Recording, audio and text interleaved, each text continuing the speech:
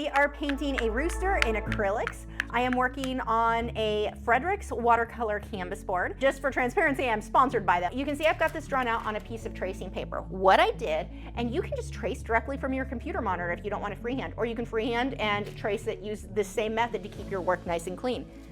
Transfer paper. You just have to slide this on under, and then I use a stylus, which was sitting over here.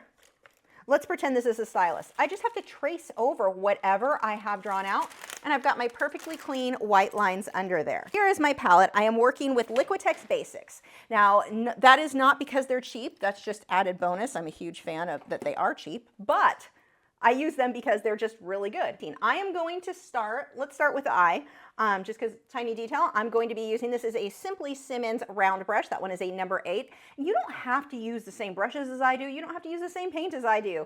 Just, it's the layering process that I want you to see more than anything. My canvas, I've already painted a dark plum color. It's a mixture of black and a deep violet.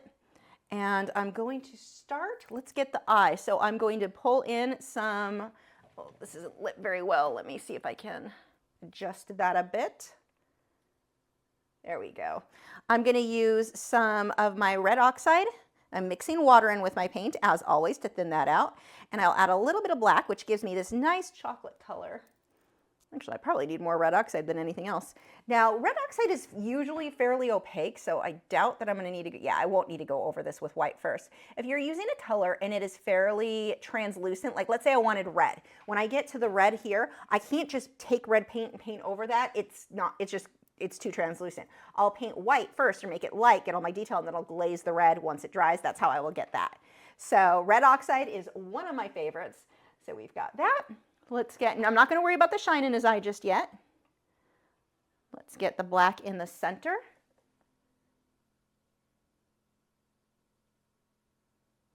And then we've got right around the edge, and you'll see me continuously looking up here. That is where my reference photo is located. And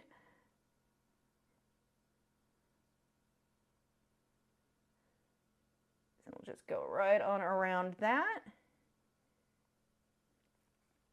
And that is pretty much it for the eye until I get the shine. So we'll leave that alone. And what I like to do is just start for one big, tiny, like one little area and work my way out. Okay, and let's go with, what do I want to do next? I'm going to work on, let's jump ahead to his beak. So I can actually use that same brush, but I'm going to want another brush to smudge that out. And I'll start with white with a bit of yellow. This is raw sienna. You can see it's fairly dark. Actually, I'm going to need a little bit more white in that. This is also blinding me. Hold on. I think I messed with too many of my lights this week, so everything's a little bit off.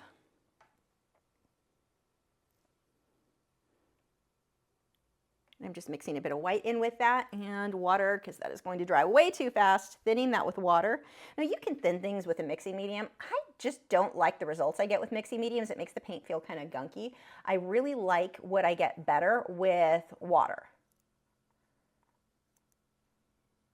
We've got this weird little nostril guy up here. Now I don't worry that my color is exact. I go for my values. Are my darks dark enough? My lights light enough? That is what I'm looking for. Right now, I'm not doing any real shading. I'm just kind of blocking in where that beak goes, and then we'll let that dry. Going to rinse that. Now, let's see how I want to do the beak, or the red up here. I think there's a few ways I can do that. I think I'm going to do a light wash of white first. Actually, I can even just use the paint with the yellow in it. It doesn't matter since I'm going to be going over that. And I'm just going to fill in anything that's going to be red.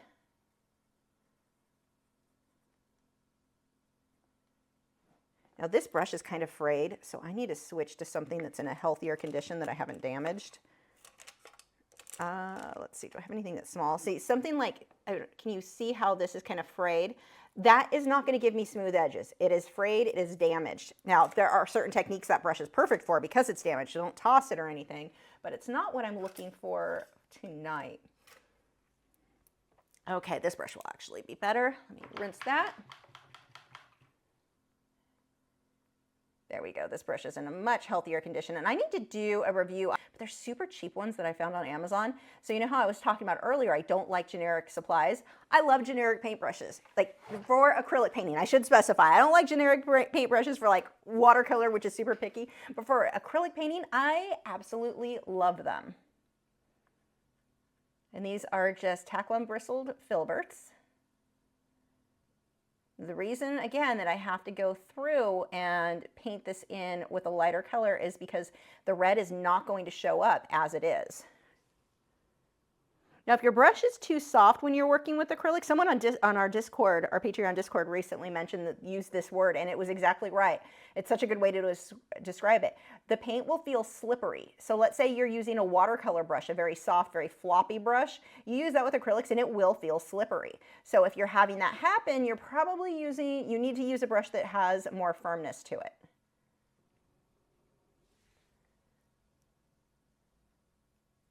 You can see like here, I don't know if it doesn't really show up, it's too overexposed right now, but there is yellow on that brush. I don't care. It just needs to be light and opaque enough that the red will show up against it.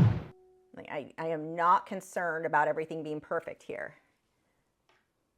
Now another thing I want to show, on this one, I zoomed in pretty far on the Rooster, and you can see that part of his little, I don't know what it's called, his head flap. What do you guys call that? You guys know more than me. But that skin that goes off, it goes off the page. Don't have it to where it just barely touches the edge. If it's gonna go off, make it go off. But don't have it just barely touching, if that makes sense. You want to either have it within about an inch of the edge of the canvas or just make it go off the canvas. Either is fine.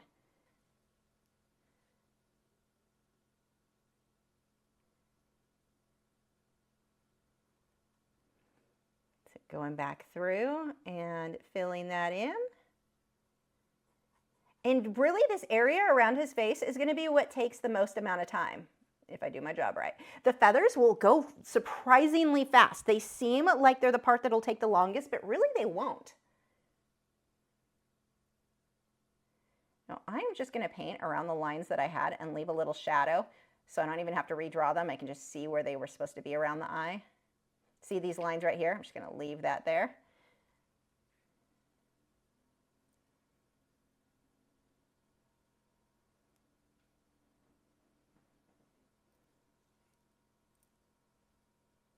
And the same thing here. See how I'm painting it so that I can see the different sections. I didn't just paint it solid. I can see the difference from this area. Clearly, and there would be a shadow there anyway, so it's not even like I'm making it harder on myself later. It's so much easier that I'm leaving like dark sections so I can see where one area starts and ends. And we need that to dry.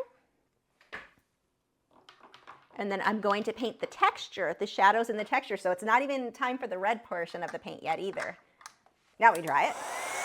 Jason said right now that bird looks like he's sick. Yeah, he looks like a zombie chicken right now, doesn't he? Okay, so now we need to start creating texture. We don't want this to just be solid red. That would be very flat. We've got to get shading and we've got to get texture. I'm not even worrying about the red because I'm going to glaze the red, knowing the red is very translucent. I'm going to glaze that over.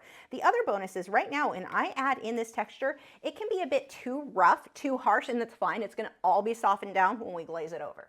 Okay, so this is just a lot of tedious. I'm going to use the round brush again, and we'll go through this very quickly. I'm going to be using red mixed with some black.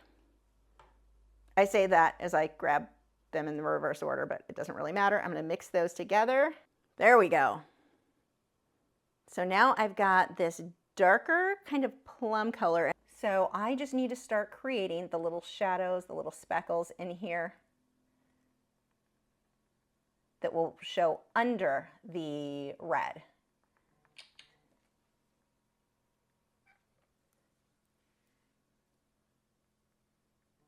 We can see right around the edge here, we've got a deeper shadow, so I'll put that there.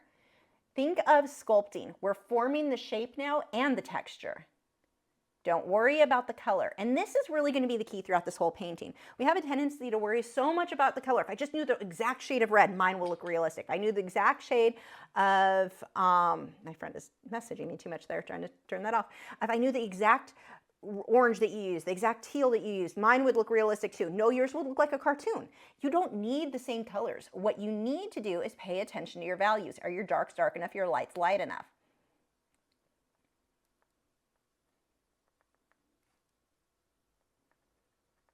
See how I'm starting to create shape, and I'm just dabbing.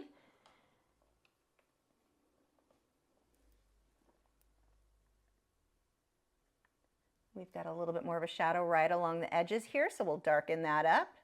So it's not just this harsh transition between, and this is really a plum.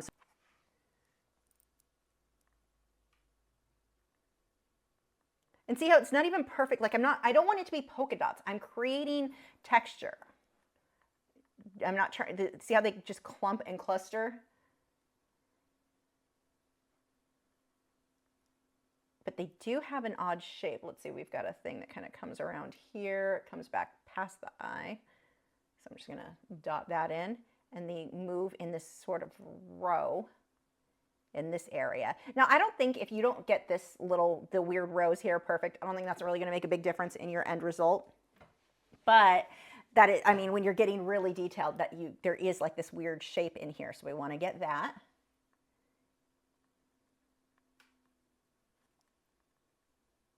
And then I've got these lighter dots all in here.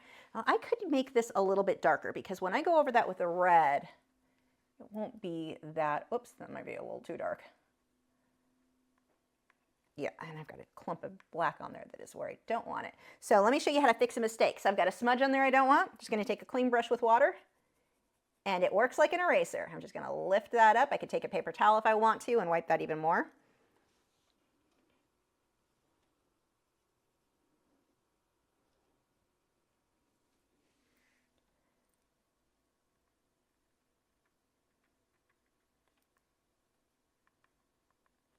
See how I'm really focusing around the edges, these dark ridges. See how I'm here creating these shapes. It's not even polka dots everywhere. Look at how I can form shape. Think of sculpting again.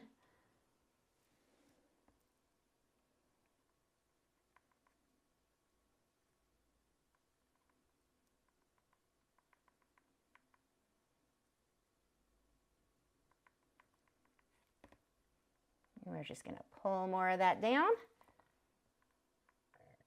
The cool thing with painting, it is so, especially acrylics, it's so forgiving. If something goes wrong, just layer over it. And at this stage, it's not even going to matter anyway. We're going to be glazing red over it. If this was red versus yellow, it is not going to matter.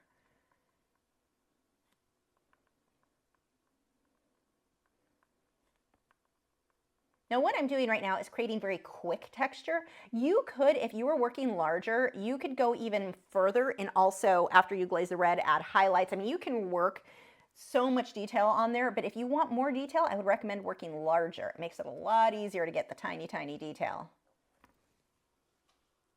Like just reloading a little bit more water as I lift some of that paint back up.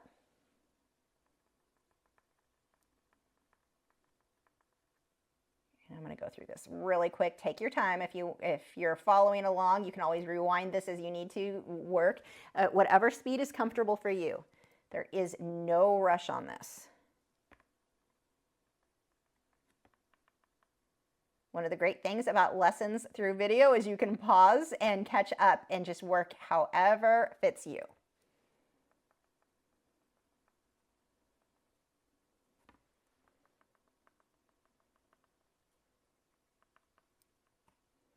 We've got definitely more shading in here. We're gonna go ahead and darken some of that up. Okay, let's move on.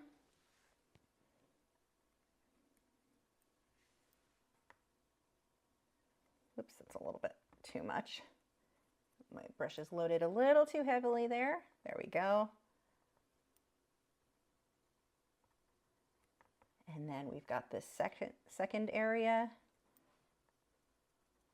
And this will have more shading than dots. Right now I'm really just focusing a bit more on the dots than anything else. It's quite tedious, but I promise we're going somewhere with this.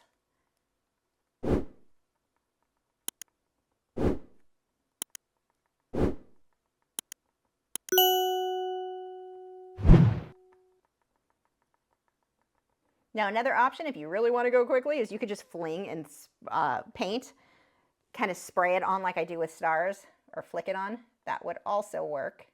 It would be less controlled than this, but I mean, it would give you texture.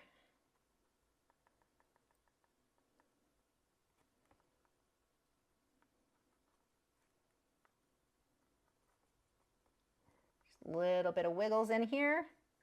Well, that's going to have so much more detail later. And then let's get around the face really quick. So I can go right over. Now I can see where those lines were, and that makes it so much easier on me now. I don't have to redraw them in or anything. I can just see where they go.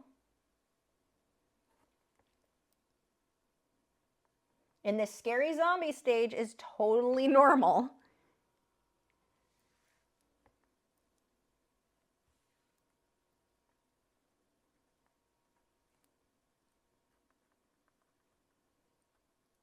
We've got wrinkles, so we start getting more definite lines than dots in some of this.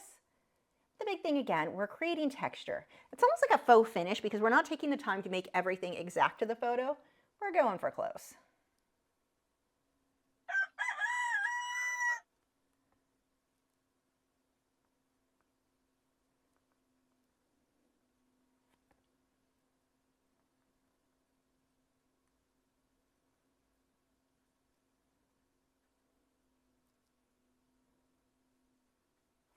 Okay, and I'm going to do a lot of shading over the red, so I'm going to let that set for a moment. I'm going to work on the beak really quick. Let's go ahead and add some shading, and I can actually use that same kind of plum color. Let's get some right in through here. And right up in there, we'll soften it. And now I'm just going to wipe my brush off. I don't even need to rinse it. I'm just going to pull some white. Just lightly fill that. Lighten it up. And see, this, it looks so smooth because my canvas is that smooth. Now while I'm at it, I can add a shine over the eye, just a little curve. And now his eye looks rounded. Well, it's a little much, but it looks rounded. We'll do a dot there. A definite highlight. So I've got the real bright white, and then it just kind of glazes over that area. And that is more of a brown. Let me put another layer of my red oxide. Again, red oxide is a fairly opaque. There we go. I'm going to pull that down a little bit further so it's more rounded. There we go. Much better. Now we're going to dry this. Oh, I have one spot I kind of missed. I keep saying kind of. I didn't kind of miss it. I did miss it. Let's fill that. Okay, now we're going to dry this, and this is when we make his head look really good after all that annoying work. I'm using, this one is another Taklon bristled brush. This is Royal Langnickel. I hate their paint. Love their paintbrushes. See, again, I can use any of the crappier paintbrushes, and I love them. And I'm going to mix this color here. You can see it has almost a reddish, like purpley tint, which is too much. This, I think, is too, oh, that color actually looks better on camera than it does in person. It's almost pink. So what I'm going to do is take some red and mix that with my red that has that magenta tone, and that is going to pull it closer to the color that I want while keeping it also very translucent. And this is thinned with a bit of water.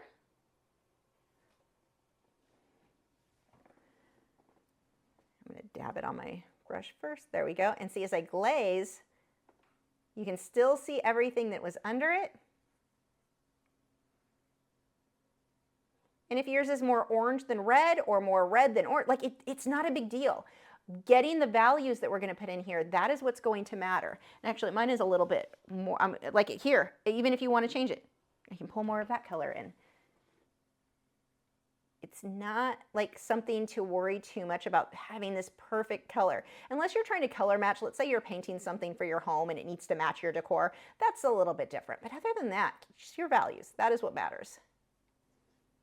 Light's light enough, dark's dark enough. And I'm going to just take a mop brush, which is really a blush brush, and soften that out. We're going to do the same thing here.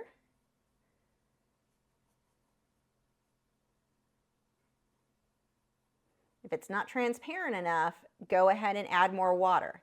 You don't want to add so much water that it's running or dripping. That's not going to give you the right look either.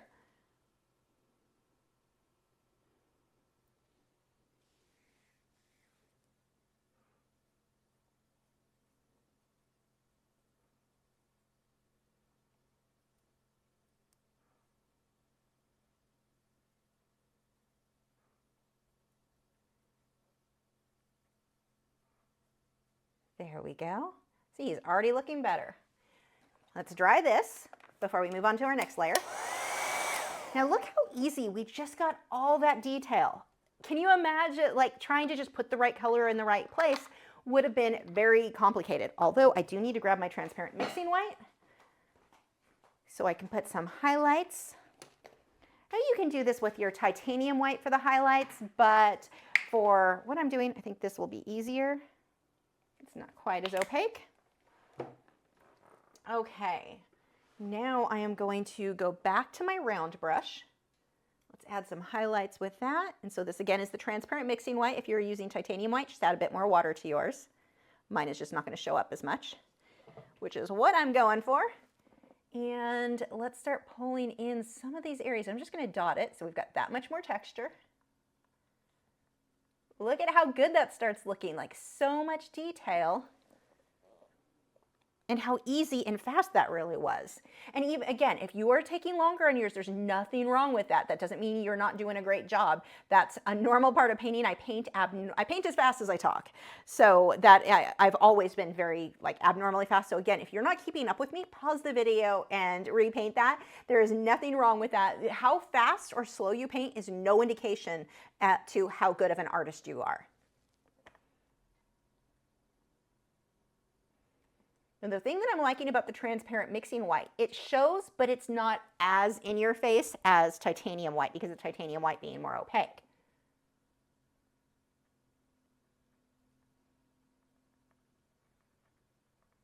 I'm just gonna throw some in here. And look at that, I'm just so excited. It looks so good. Like, I mean, I know that that's what's going to happen, but when you see it come together, it's just so rewarding.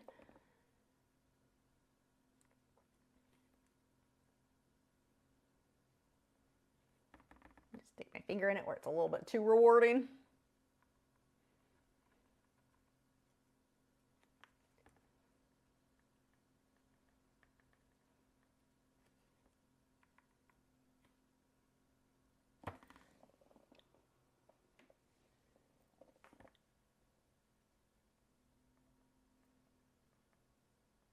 Got those rows again. We'll just stick some of those back in there.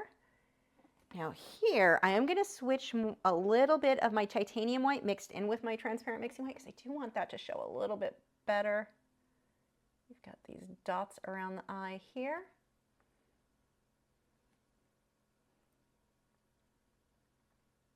I'm just really looking at that photo. I don't care if each line or each ridge is exact. Just go for close.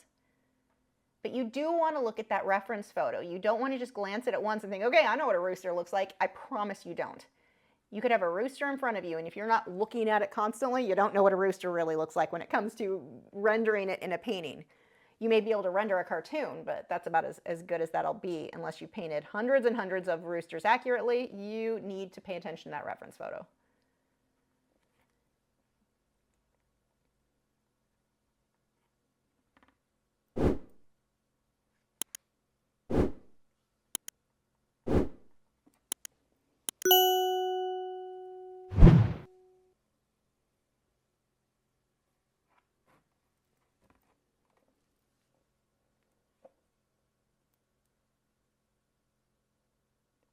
You see what you did there, Jason?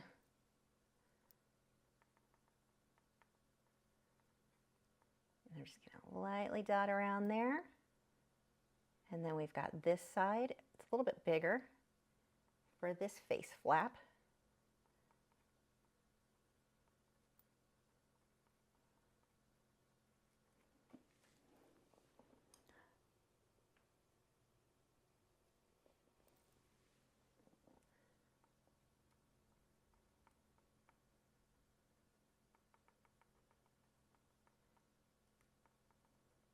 And these lines start moving in kind of rows here. Like not totally.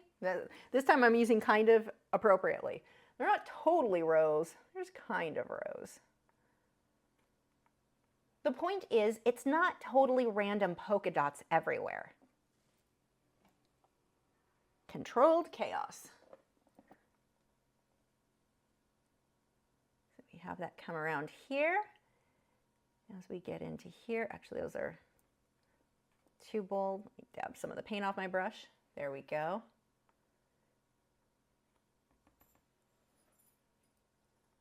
And let's say my white areas were too bright for me, or you did yours too bright. You can just glaze red over it again. You can go back and forth, and it's just gonna, the more layers you do, the more glazing, the more depth you end up in that piece. It looks amazing. So don't get frustrated if your first few times aren't coming out quite right. Just go over it.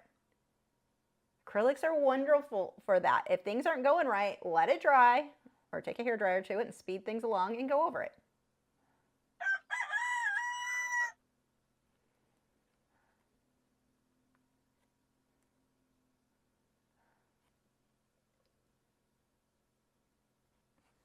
And I may pull a little bit more like defined red in that. I'm gonna let that dry.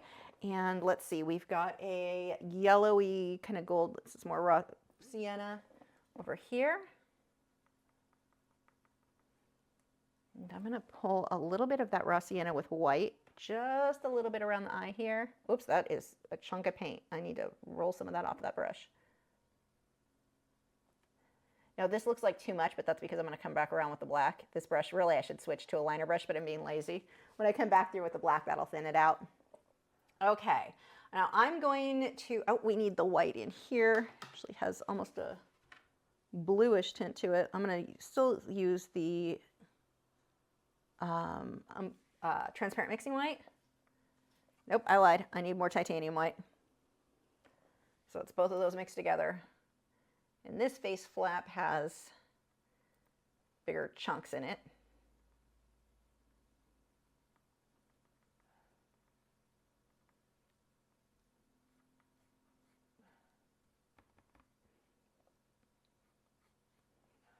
Okay. Now I'm going to switch to a liner brush so I have a little bit more control. That is a smaller brush and some black paint.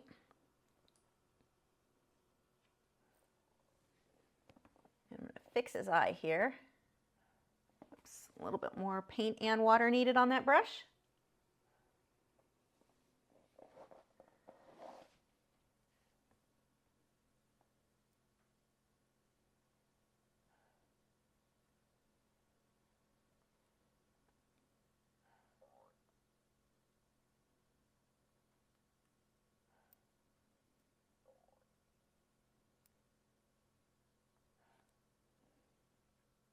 Okay, a little bit cleaning up here.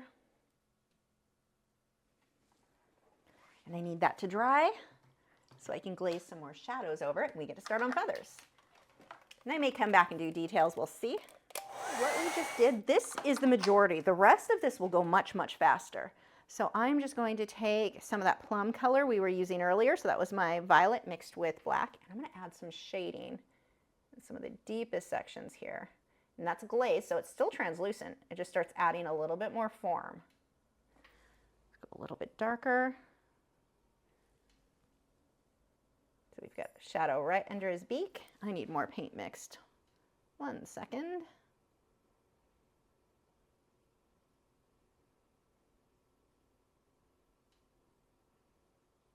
Thin that with some water. Actually, let's switch to the smaller brush so I have a bit more control here. Why make my life harder than it needs to be? We've got a shadow that comes down this way.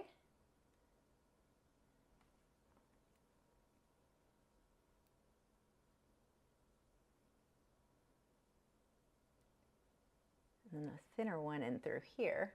See how we just start building? It's just this layering process to go with what I was talking about earlier, where it's more sculpting. We're creating shapes in there, highlights and shadows, so that he looks more three-dimensional. That looks way darker on video than it does in person. Anywhere where we want it a bit darker. And I don't want to just jump to black for the shadows. While there is some black mixed in with this reddish mixture, it's too much. If I can go with a purple or a plum color in this case, that is much better. And I may still glaze more red when that dries, but in the meantime, let's jump on down to the feathers. Now, I'm going to be using a rake brush, and what a rake brush is basically a whole bunch of liner brushes put together. So think, here is my Filbert brush, which would be, my bristles are like this. All rake brushes, bristles are like this. So one brush stroke, I get a bunch of little brush strokes. Oh, new bid for the chicken. Chicken already has a home. Or the rooster, sorry. I know people get weird sometimes with that. Okay, and I'm going to be using titanium white, and I'm just going to paint the feathers first with white. We will be glazing color over that. I don't care about the color right now. I care about the texture of the feathers. And that is not going to have enough water mixed in with it. Now, here's the thing with the rake brush. It takes some practice. If you are new to using a rake brush, don't get frustrated. If you don't have a rake brush, just sit there with your liner brush and draw in your little details. No big deal. That is going to be too much paint. There we go. So see how, look at one brush stroke and look at all those little there's the button. Look at those little brush strokes or little lines from one brush stroke. And I'm letting the dark of the background show through. There's my shadows. All I'm going to have to do is glaze over this. I already have shadows. So you can see how this is going to go much faster than the other portions. I'm just looking at that photo. How long are each of these feathers? I'm not sitting there counting 14 feathers going this direction, 15 that direction. It doesn't matter. What I'm paying attention to are the general length and width of the feathers and which direction they're moving in.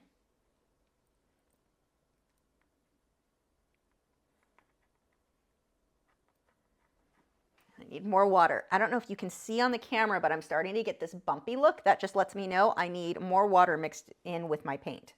The brush is too dry. The brush now is too wet.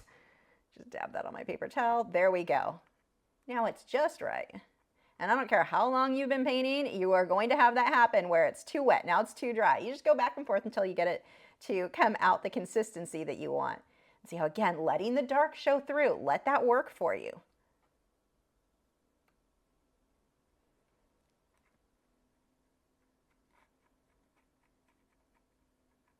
And these are these long, long feathers, not a bunch of short feathers here. Reloading my brush, adding more water. If that paint has too much water and too much paint, then it doesn't really work for you either. You've got to find the right balance.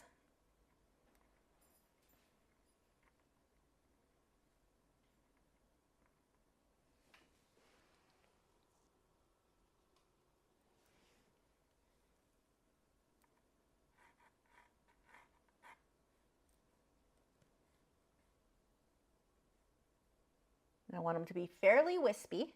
The other thing to notice is these are not straight lines. If you do a bunch of straight lines, you are going to have a very stiff looking rooster. Like it's not going to, it's not good.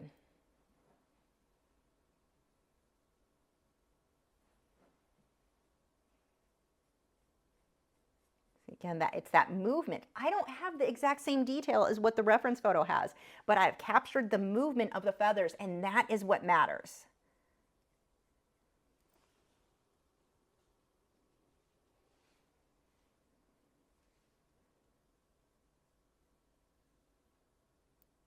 Now these feathers start to get more thick and short.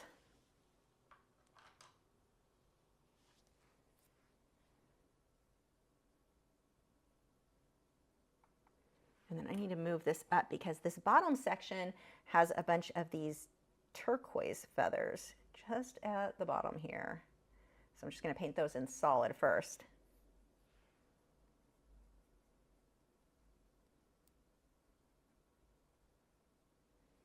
Okay, and then back to our wispy feathers.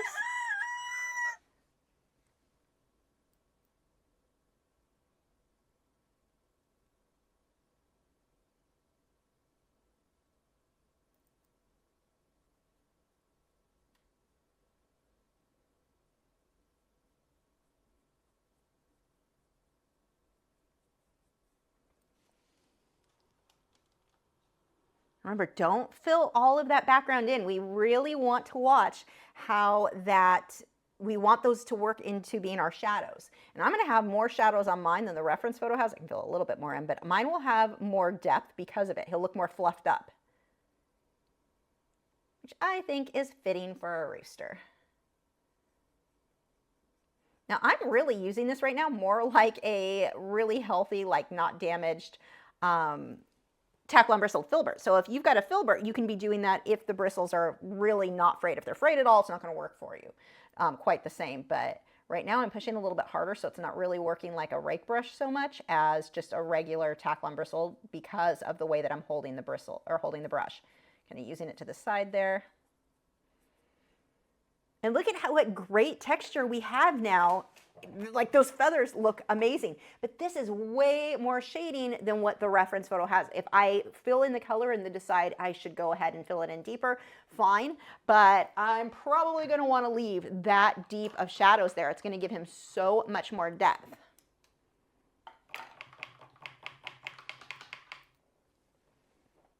Okay, now that needs to dry. If you have any requests for what you would like to see in future live streams, leave comments on that.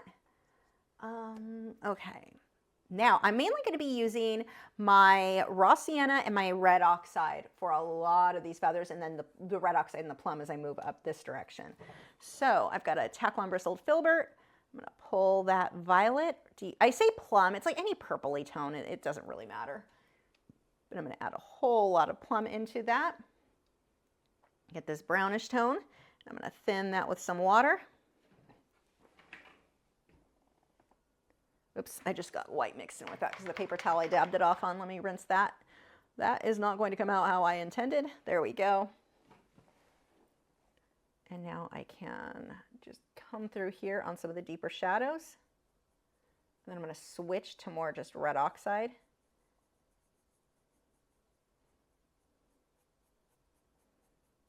Let's see how just glazing it, I can tint that color. I'm going to pull that plum down for the shadow a bit more. Okay, now I'm going to rinse that brush and I'm just going to use red oxide. If you have burnt sienna, that would work as well. Very, very similar.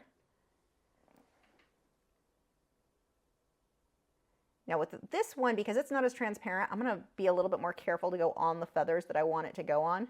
I mean, it's fine if it goes onto the darker background, but I don't want to make that dark background solid. So see how I'm being a little bit more, I'm staying inside the lines a bit more than I did with the plum.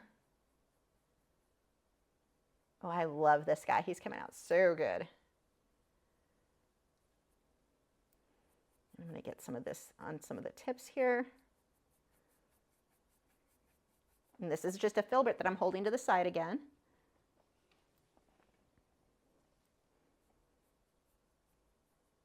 But I am thinning that with water so that it's fairly translucent. Here, actually, I want to get a little bit more of an orangey red oxide. We'll brighten that up.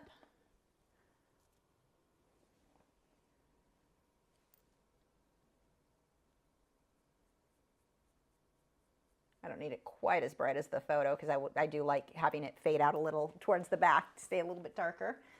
Now we have the raw sienna. So it's this yellow gold tone. Oops, that is way too much paint. Actually, I want that with a little bit of actual yellow mixed in with it. That is cadmium yellow medium hue, I believe.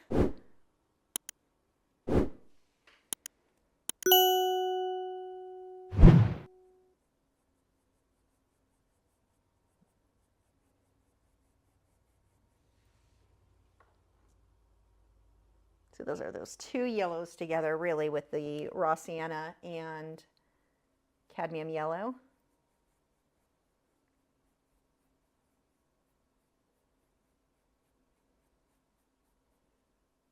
And we can take some of this and layer it right over some of the red oxide too. Let that get that beautiful fade.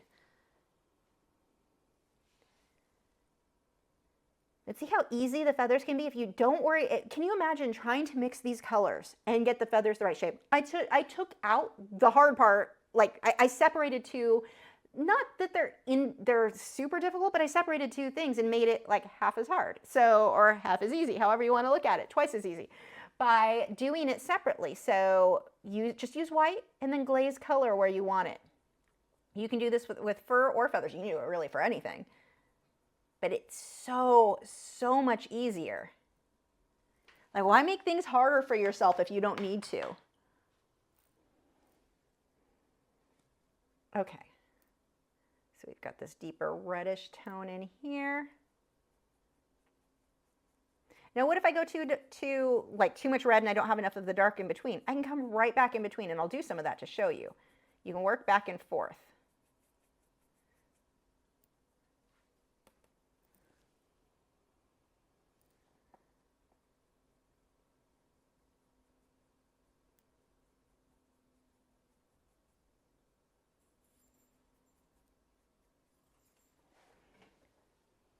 And now we need, oh, I didn't put turquoise out on my palette. Let me grab some of that. I'm going to mix a little bit of yellow in with that turquoise because it's too just light blue. And we've got a few feathers down here. Now, right now this looks very flat. I'm going to come back through and do a little bit of shading with some plum in a moment here. It's a little bit more bold than what it looks like on camera. That's really dark.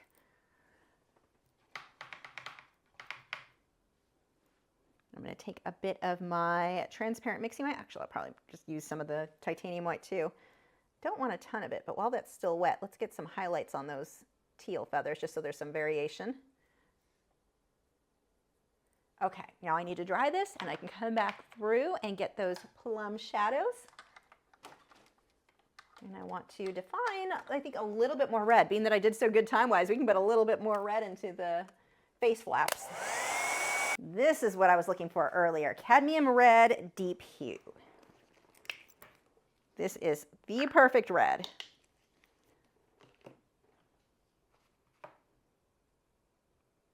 And I'm just going to add some water to that. We'll thin that out. And I want to really get a little bit more in these feathers, not too much. And then we're going to do a little bit of glazing up here.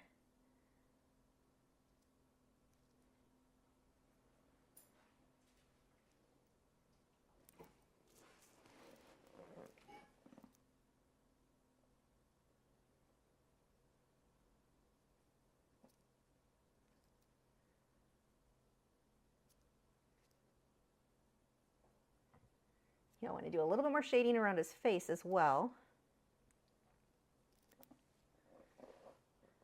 with the darker shadows.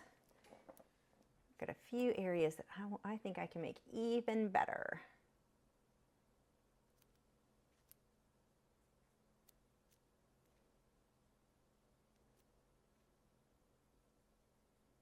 See, I'm just doing little brush strokes. Like, you can see the brush strokes. I'm not trying to fill it in solid here. I'm just hitting a few spots.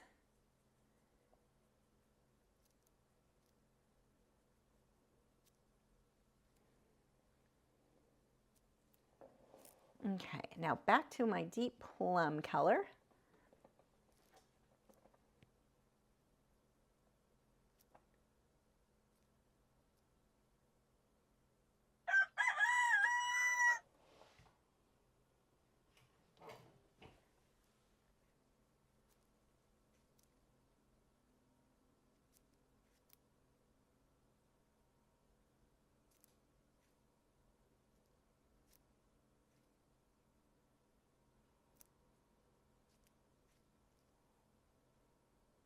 Make sure too, anywhere, whether you drew it on with like a white charcoal pencil or if you have the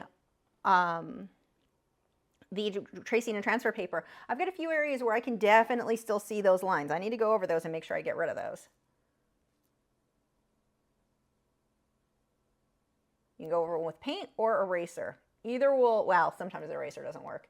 In that case, definitely paint.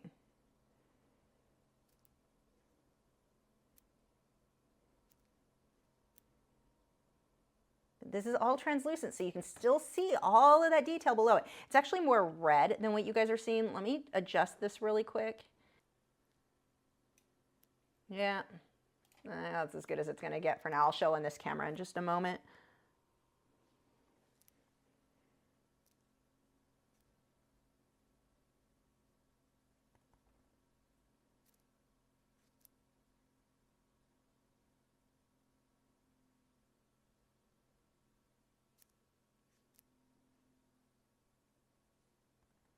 I'm just dabbing my finger where I went a little bit overboard, like it's just too thick.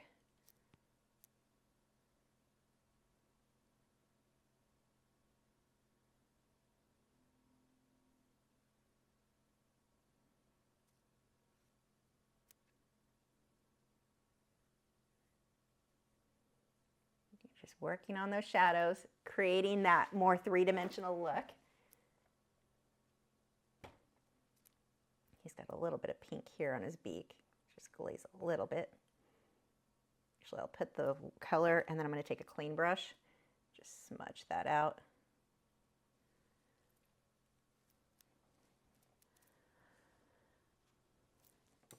And let's get a little bit more of the brownish tone in here. Same thing, we will smudge that out.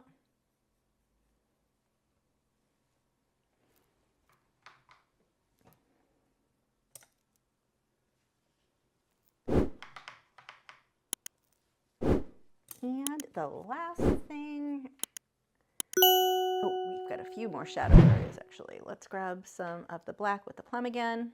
Red and black, it doesn't really matter. I'm just gonna use red because it's right there. All I care about is that it's dark, but not black.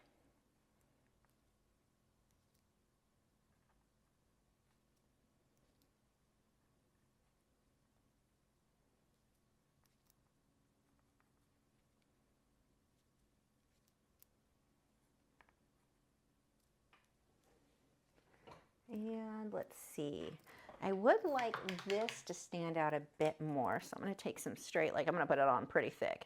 My red oxide. Actually, let's mix a little bit of transparent mixing white with it. Oh, that's good. Maybe have a few of these stand out a little bit more.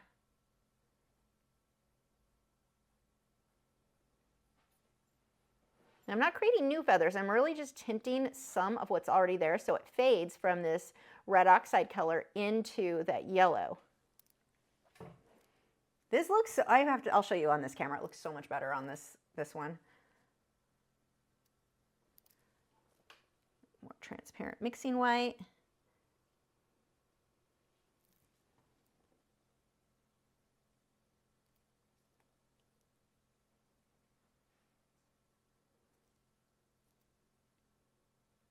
Got some little guys in there. Actually, let's rinse that brush. I'm gonna make a bluish tone. Well, two things. One, I need to go back to my darker plum.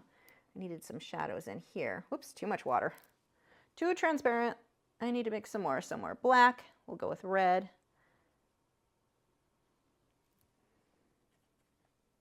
And let's create a little bit of a shadow on some of these feathers. Taking another brush and smudging that out. This brush has a little bit of water on it. I'm also going over anywhere where I see the transfer paper showing through.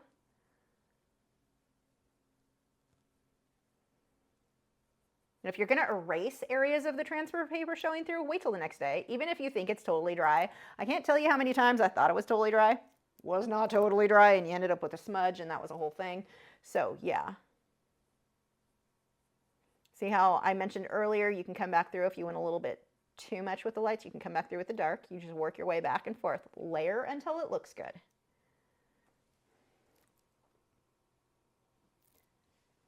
We've got some little white feather tips over here.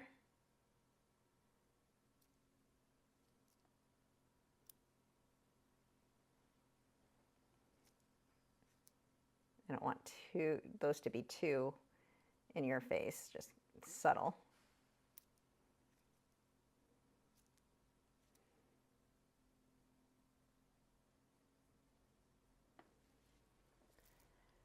Let's get a few highlighted feathers around the neck.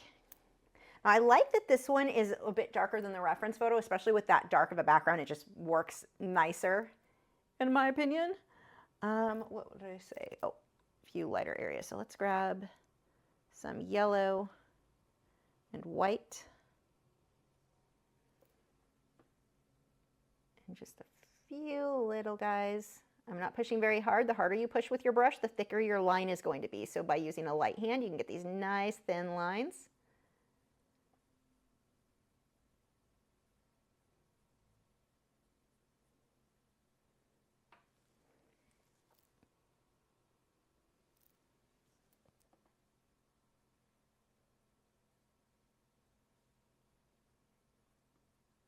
I'm just hitting the tips of some of these. Again, I don't want to fill it in too much.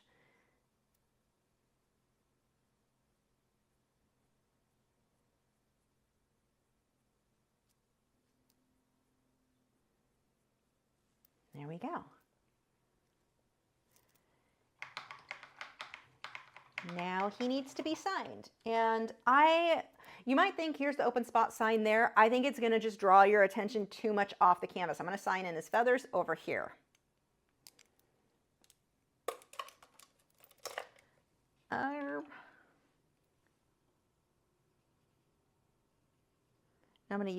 I'm just gonna mix white in with the reddish black color I had, so it gives me this kind of pinkish tone. That works. Just needs to be light enough to show up. I don't like how high that is. Let's wipe that off and do it again. See, like there's nothing you can do that it really messes anything up. You don't like it? Wipe it off and do it again. I had a student years ago. She ended up being a singer. She's still singing today. But she was 12, I think, when I started working with her. And she had a song she'd sing, take it off and do it over. Why? Because Lisa said so. And she would just sing. She'd make up the lyrics as it went. But it was something that I say so often. When something doesn't go right, just take it off and do it over. Don't worry about it. You didn't mess anything up. Nothing's ruined, but take it off and do it over. And like what I just did there. Actually, you know what? I kind of want teal makes more sense than the color I just mixed. Let's go with that. Because I feel like that color ended up being a color, that lavendery color I mixed was a color that is nowhere else in this painting. I'm afraid it would stand out too much. Like you want your signature to show, but you don't want it to be the center of attention either.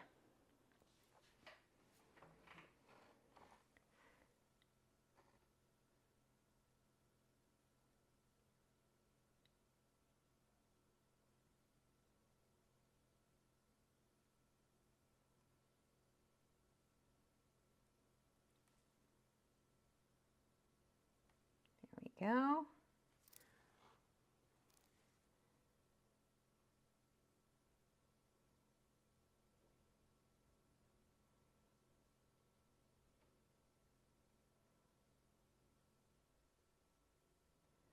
And that is it. So you can see the signature is clear, like it's visible. It's just not like, hey, look at me, I'm right here. Pay attention to me.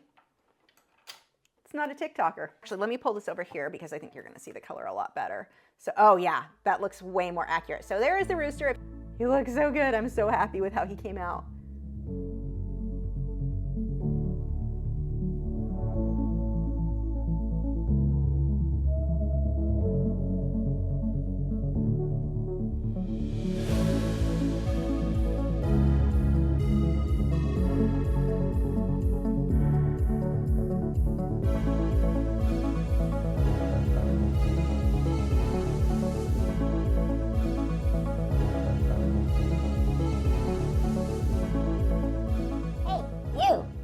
You. I see all your unused art supplies over there. Oh my god, those brushes aren't even opened yet. Tragic. You keep buying new fancy materials, but you don't use them because you don't want to waste them. Stop making your art supplies sad. Sign up for art lessons for as little as $4 a month. There are over 300 painting and drawing lessons available when you sign up, and new ones every week. Patreon.com/Lachri.